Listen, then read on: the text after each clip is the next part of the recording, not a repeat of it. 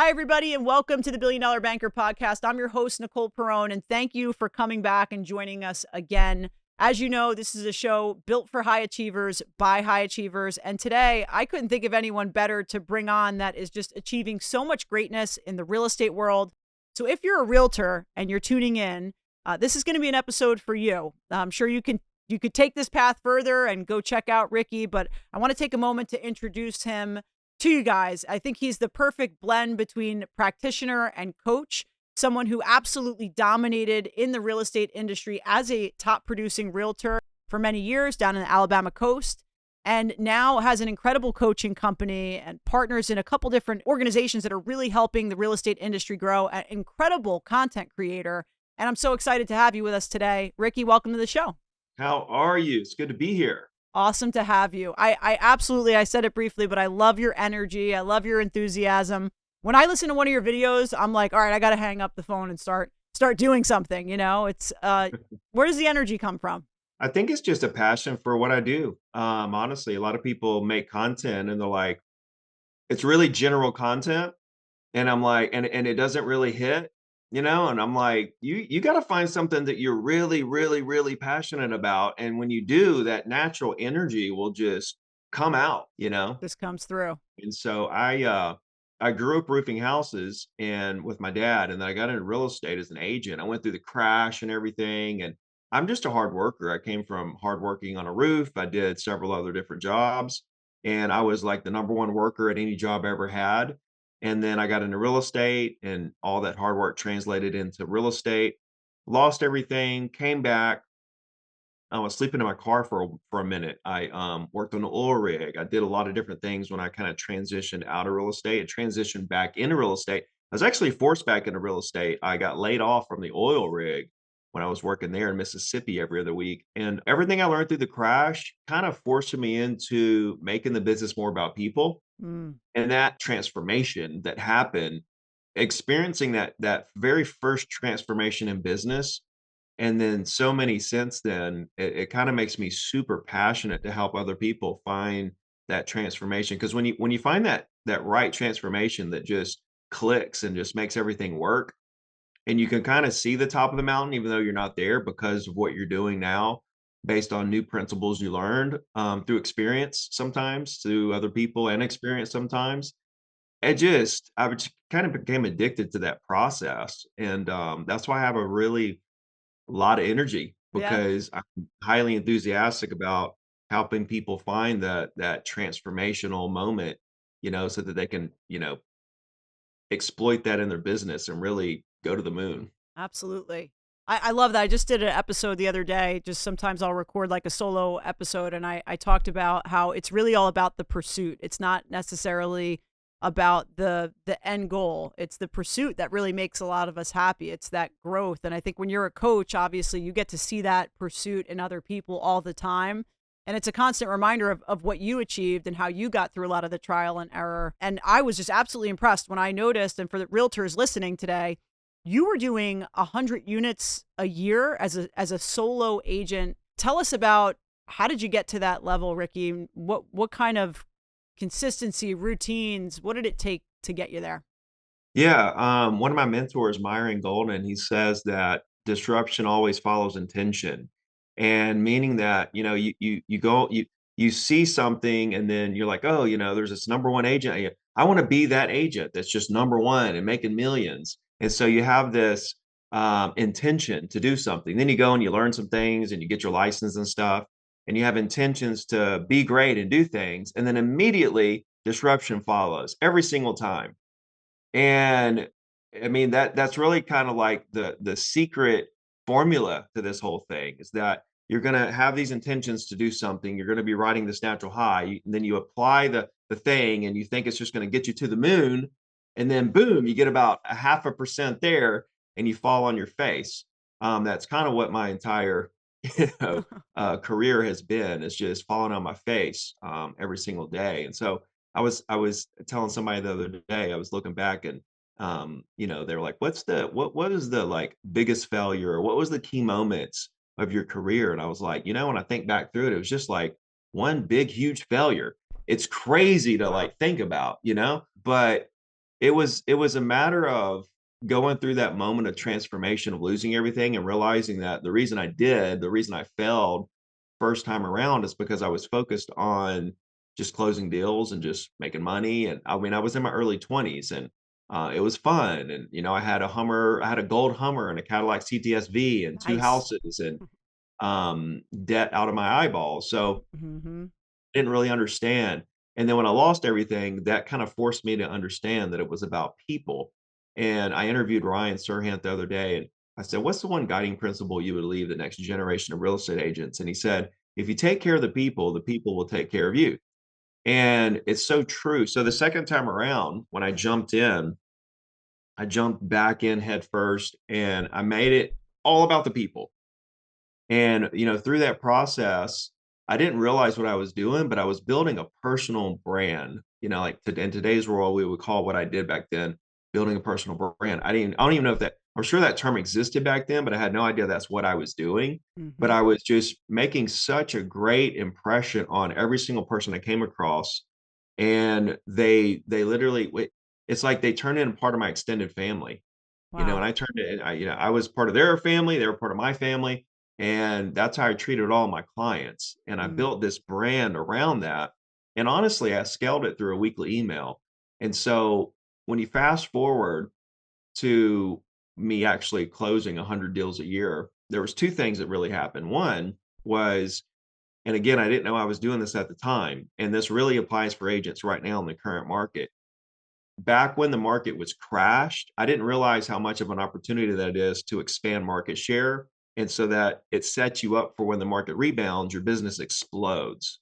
And that's exactly what's happening right now for real estate agents. Like, this is the biggest opportunity that you will ever see in your entire life for real estate agents because of how low the market is compared to the pent up demand and where this thing is really going over the next 10 years. It's astronomical, but the agents that don't expand their market share now while it's down really aren't going to reap the same benefits as the ones who are.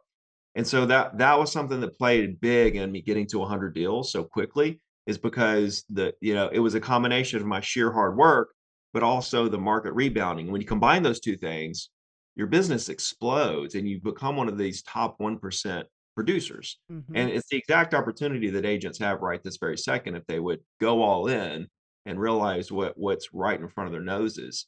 So that it was that, and then it was also somehow I just figured it out. A lot of clients at the time were like, "Send me a weekly list of foreclosures."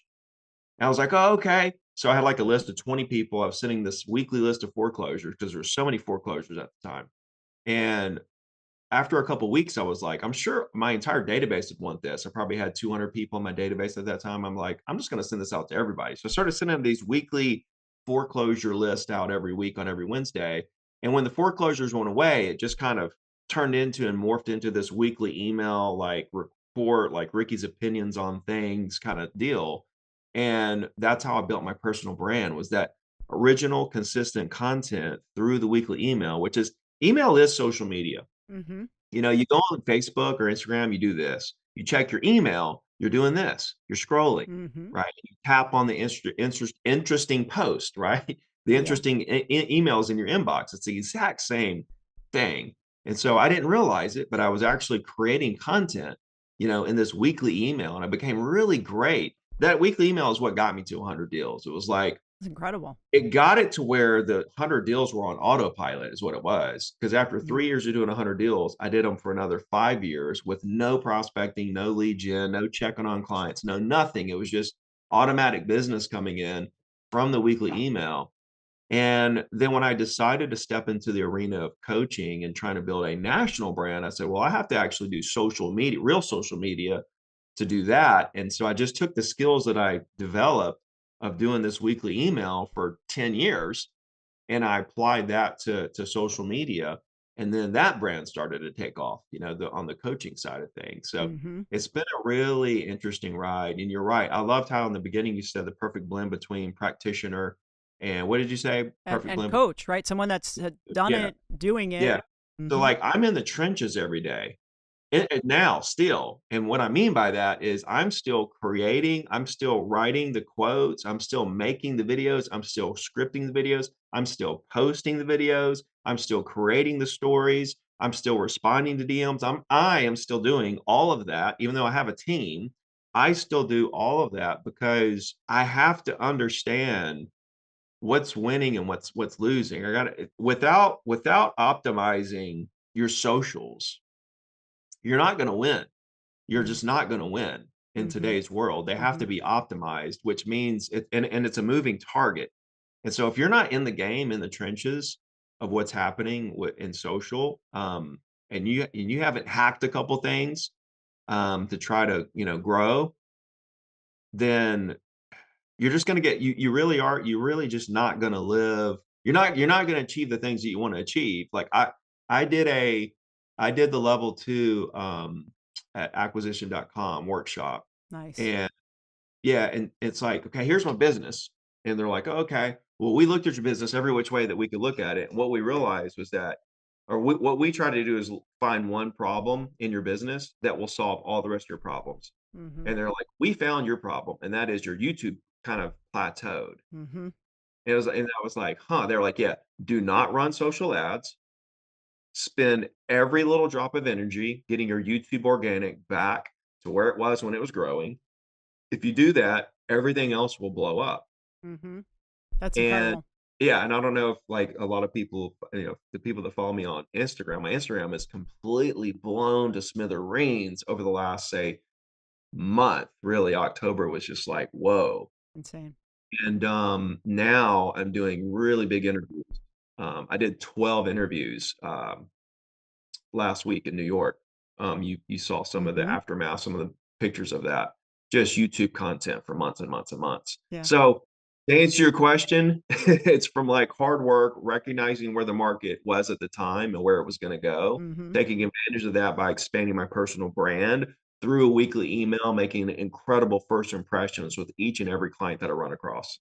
That's awesome. And just, I love doing podcasts because I get to listen and hear from people like yourself. And the other day I was actually inspired by one of Alex Hermosi's YouTube videos that he put up, and he talked about Charlie Munger's speech about the 7 ways to fail. I don't know if you've ever heard it, but it was really interesting, like inversion of like, forget about the ways to succeed, think about the ways to fail. And one of the ones that stands out to me because it's just always a part of business is never change. Like if you want to fail, just don't ever change, right? Just stay exactly the same.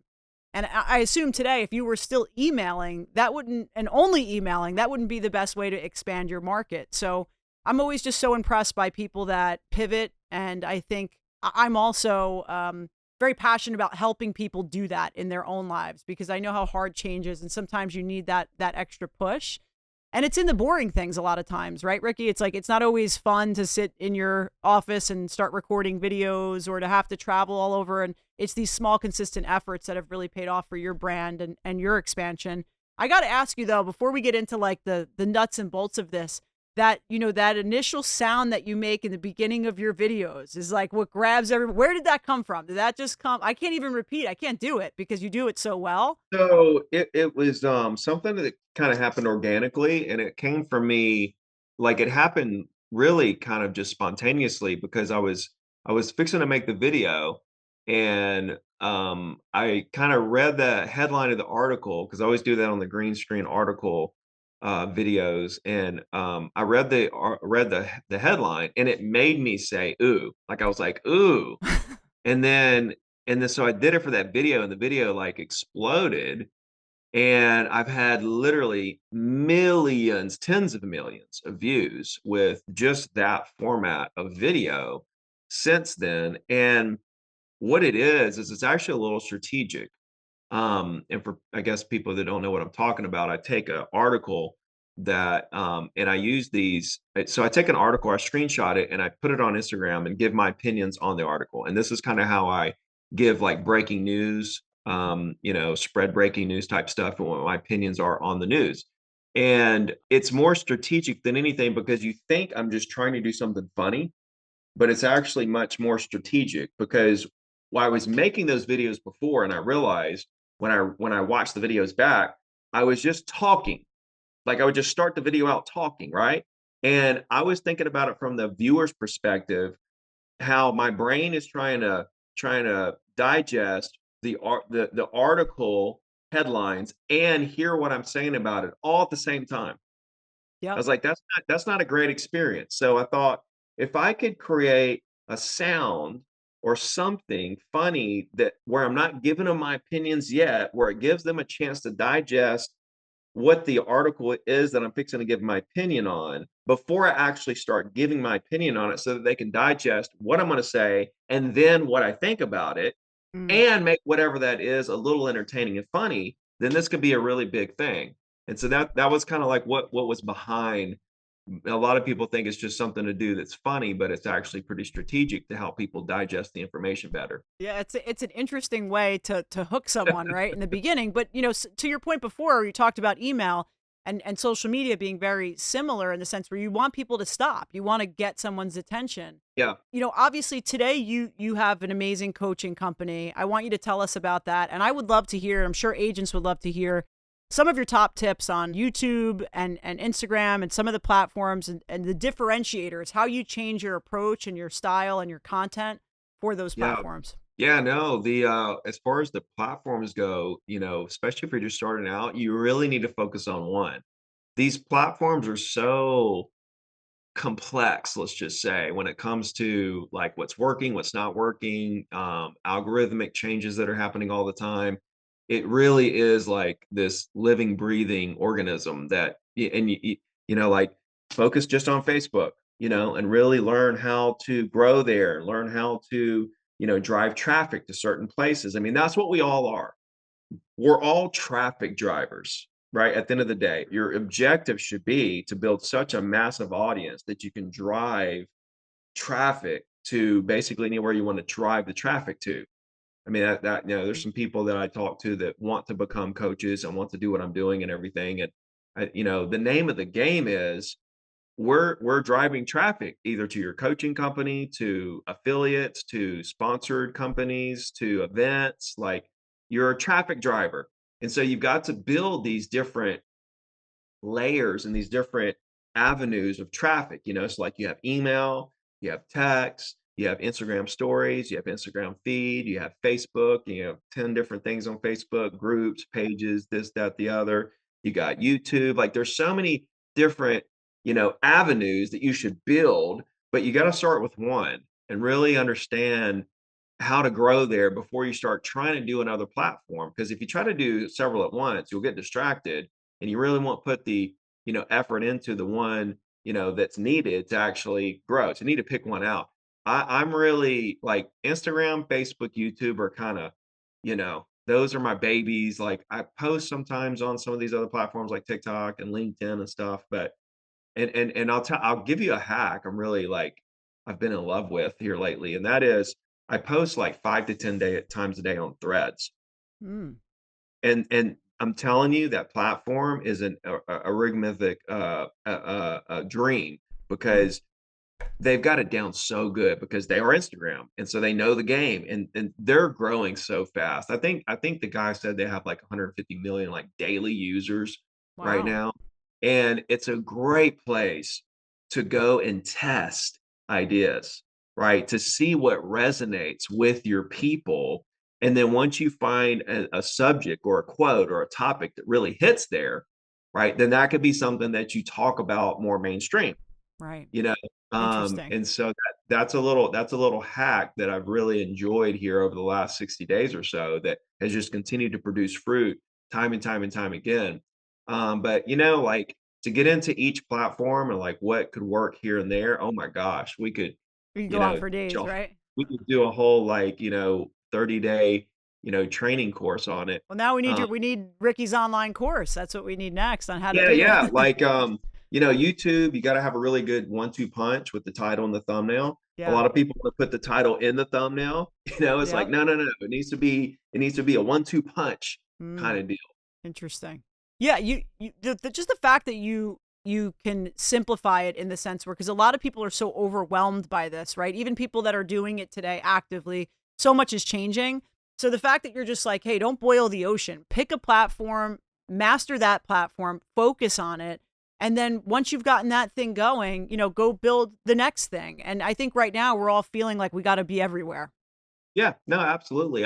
I'll tell you, like, you want to put out so much content that with and like so much content, um, around several different formats of content, like, put out a lot of different kind of content and find something that works for you. Right. I put out so much content that I finally hit on those green screen reels. Right. And I was like, "Winner." Every single one is 100 to 200,000 views or more.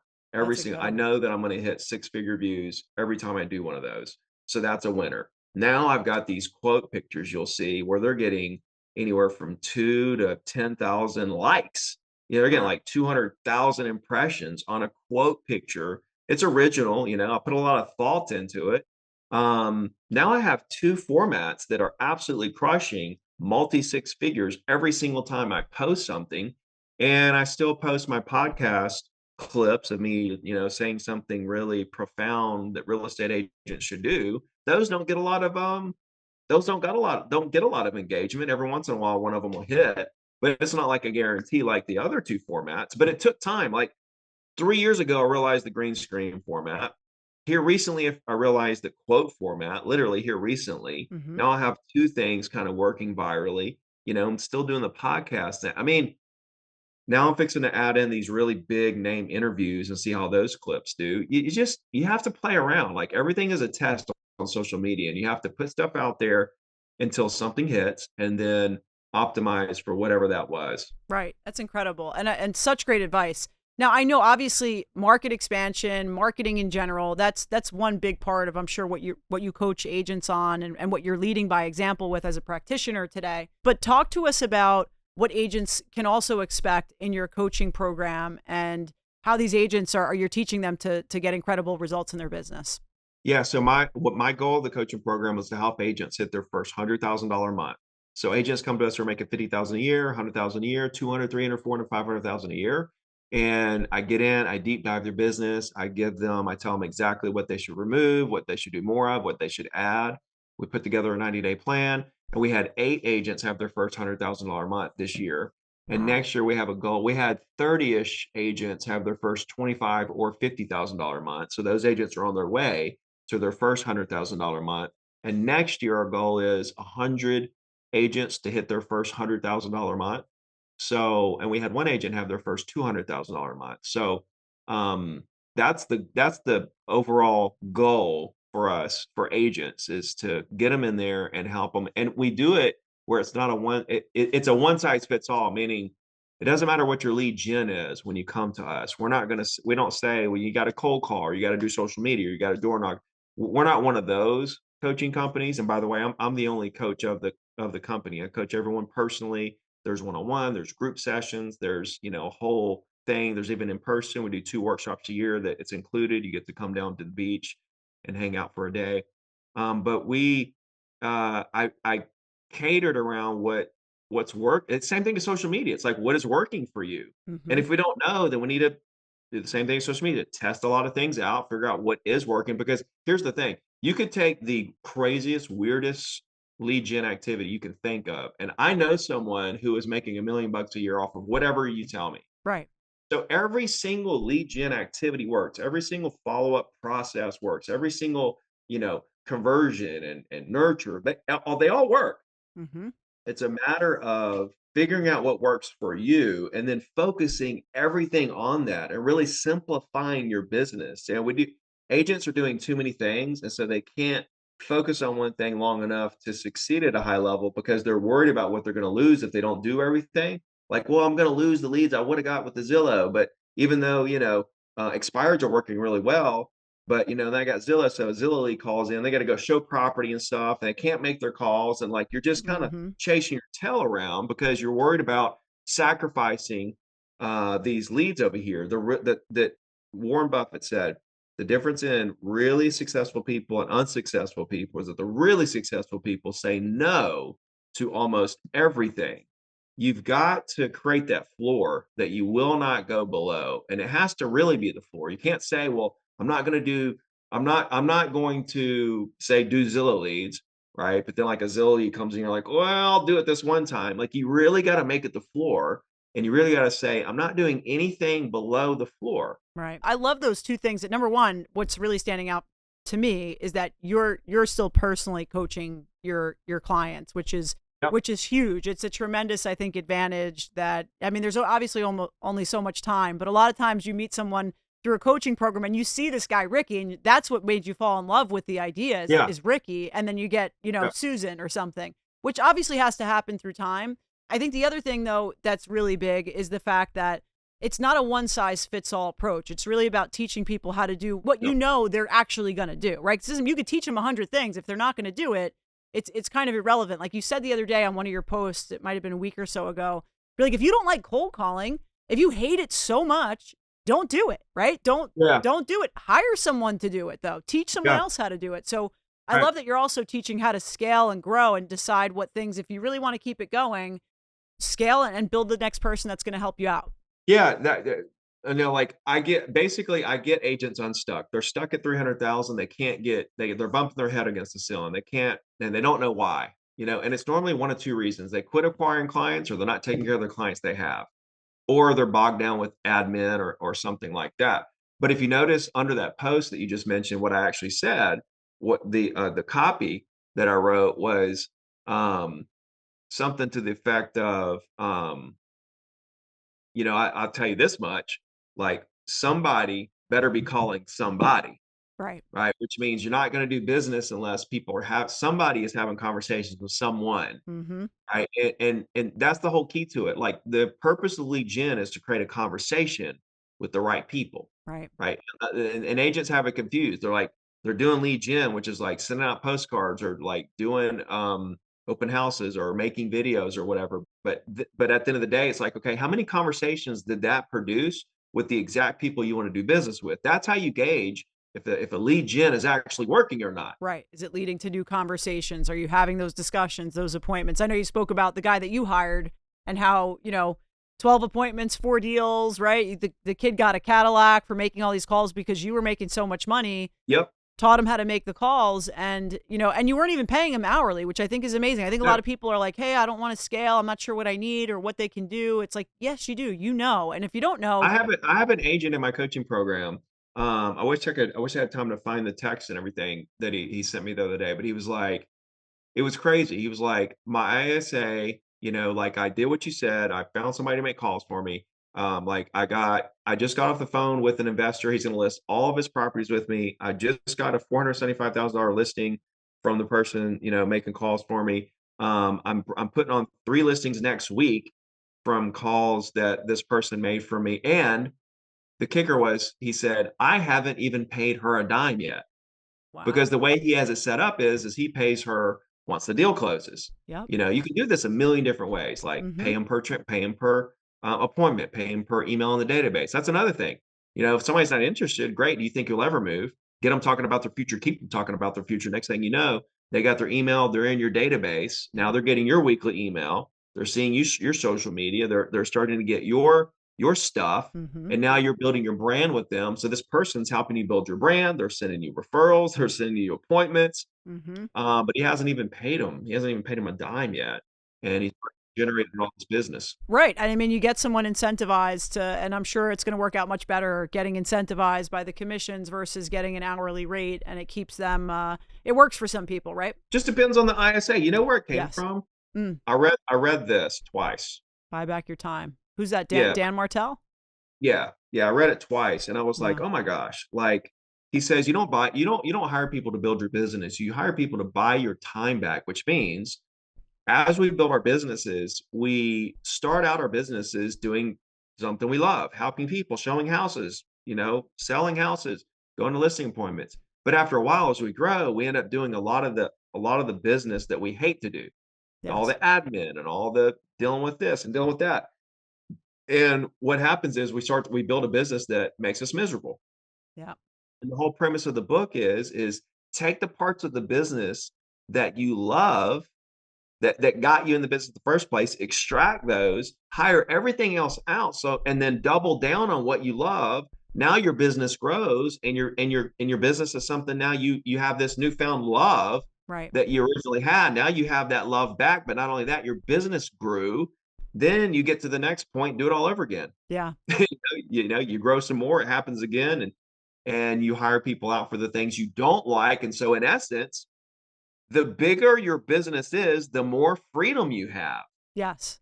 right? Exactly right. Exactly right. And I love how you say get unstuck because I think that's going to stick with people. Get unstuck. If you're stuck and you're not, a big part of what I do is I recruit bankers. I obviously coach them. I have a lot of top producing mortgage originators that are in a place where they're still doing the same activities they did 20 years ago. And it's like, why aren't you scaling, getting that next person to do it so you could buy back your time? It's a full-time job to maintain relationships and to talk to new customers and to do just everything that an agent has to do. There's like literally four people involved in that process, really, if you split them all up. So I love that you say get unstuck because it's a place where if you're looking back, if you're an agent right now and you're saying, hey, the last 4 years I've been going like this, right? I haven't been going like this. I haven't scaled my business. I haven't grown. You got to dive into a coaching program and figure out what's going to work for you and work with someone that works for you. I'm curious about Realty Co, right? You're recently been a partner in this company. Can you tell us a little bit about what you're doing there? So Realty Co has a mission to bring W-2 benefits to agents. Agents are 1099 and they never get any of the benefits that W-2 people have. Like people that work at banks, they get discounts on restaurants and hotels and rental cars and gym memberships and they get all these health benefits and legal and taxes and all these things, right? Mm-hmm. And so we saw that that was a huge problem because people basically come from W-2 and get into real estate and they're not really used to 1099. Mm-hmm. And so that's what we aim to do. We have legal services, very extremely affordable. We do LLCs for real estate agents for free. Mm. We have incredible healthcare plans for agents. We do tax services. We have commission advancements. If anybody wants a Wow. commission advancement, so that gives cash flow, like It's they huge. could even have it set up where they get a check every 2 weeks, just like they do, for W-2. Wow. We're fixing to open up a financial branch where we can have it to where like their checks get, come through the system and boom, it like some of it goes into their retirement account, some of it, goes over here for tax, to save for taxes, Mm-hmm. whatever the case may be. We have Realty Blue coming out, which is exactly what I just said, discounts for agents on hotels and rental cars and gym memberships and coffee and inspectors and all the things, Gosh. moving companies and just hundreds of different vendors. And so, Long yeah, time coming, I would say, right? Long time coming to someone's created something like this for I agents. think it's something that is really kind of late to the part. Like somebody should have created this, and honestly, probably should have been NAR that created something like this, benefit for this, like this for agents a long time ago. But it's okay. We're here now. Right. But we have already partnered with a lot of the biggest brokerages out there, to give these benefits to the agents. So we're an incredibly strong company, already, Wow. and yeah, super excited about just working with them. It when I created Zero to Diamond, which is my coaching program, zero to diamond.com. When I created that, before I even made my first piece of content, I created my mission statement, my core values that I wanted to teach. The mission statement was simple: to reduce the failure rate in the real estate industry, one agent at a time. And that'll always be the mission. That will always be my mission until my last breath. And so every decision I make, see, you can't make decisions unless you have like, what do we do? I base all my decisions on the mission statement. So when an event comes across my desk to speak at, if a podcast comes across my desk, if I want to write a book, if I make a piece of content, if I partner with a company, it has to play into my mission to reduce the failure rate in the real estate industry one agent at a time. If it doesn't, then I don't care how big the check is, I don't do it. And Right. so um, I created all of this before I even made my first piece of content back in 2016. And so Realty Co. and the other companies that I'm partnered with, um, they all have to they all have to basically prove to me that they are genuinely on the same page when it comes to my mission to reduce the failure rate in the real estate industry one agent at a time. So I'm really excited about the different companies and partners that I have. There's a lot of the future is really, really bright. It is. I sound like Patrick Bet David right now with the future bright looks bright. But, it really is important that as an agent, I mean, these are just incredible things that you're talking about, that your personal mission also aligns with the mission of the company or the coaching experience that you're going to have too. It needs to resonate Yep. with you, whoever you're working for, whoever you're working with. So I love that you maintain that standard in your business. I mean, from content to coaching to be, you just seem like you're someone that is going to do the best at whatever it is that you do. And I'm so grateful that we had you here today. We're going to put obviously everything related to Ricky down in the description notes. But Ricky, how could people best stay in touch with you and connected? I think Instagram is the Okay. best platform. Like I said earlier, I still answer all those messages personally. So, drop by, say hello, check out some content. Let me know if there's anything I could do to help you. That'd be the best place. And I'm about to start dropping these mega interviews on YouTube pretty soon. Who's coming So, up? You got Ryan Serhant. You want to give let's us see, any previews? I did Bess Freeman, I did James Harris, I did Mauricio Maskey, I did Jason Haber, I did Leo Pereira. I did, I've got a couple of big ones I haven't actually filmed yet. I'm really excited That's about great. huge CEOs of the biggest brokerages. You're filming them all and then you're going to put them out? Like you're just going to you're recording them all and then they're going to drop Well, them? I mean, the day yet last week, I did them all in one day. So, Oh my like they goodness. just, yeah, it was 12 interviews. It just at the conference. I just did them all. I had a live audience in a podcast room. We just did them back to back to back. So I'm starting to get that footage from the team, and That's then solid. I'll, do some editing touches on it and start putting out one a week. But yeah, I got some really just over the top, phenomenal, earth-shattering, life-changing interviews I can't coming up. wait to hear them and share them. And those are some incredible guests and learning a lot from you. Going to keep sharing. I'm so excited that you came on today, Ricky. Thanks for the time and continued success to you and the team. Thank you. I appreciate you and everything you do. All right, amazing. We'll see you guys soon. And if this episode resonated with you, if you have another agent or friend or someone that's in sales or business that you want to share this with, share it. Comment below, and we hope this episode helped you today.